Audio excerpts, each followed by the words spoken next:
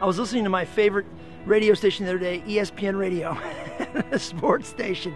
I love it. I love it.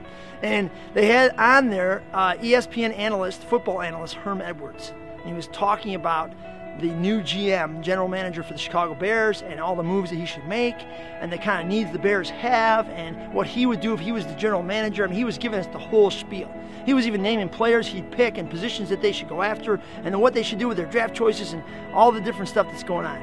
And after listening to the whole spiel and the whole analysis of what the Bears should do, the host of the show said, "Hey, Herm, it sounds like you're the right guy for this job of the GM of the Bears. You know, we just got rid of our GM, and now you're the guy that should maybe replace him. Are you willing to take the job?"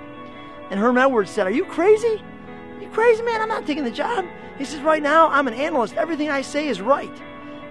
He says, "No one can test out what I'm saying. I just give all my theories, and everyone loves them.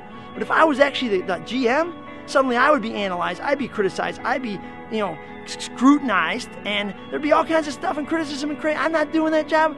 No way, you couldn't pay me enough money. I'm just going to stay an analyst." And when that was all done, I thought, that's exactly it right there.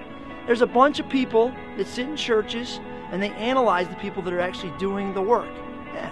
They sit back and they give their analysis about what they should do, how they should do it, what they should be up to, how it should work. They analyze the whole thing. They give all their brilliant opinions, but they're actually not in the game with their lives. When it comes to the mission of God in the world, what are you? Are you an analyst or are you a participant? Maybe it's time to actually, evaluate the role that you play.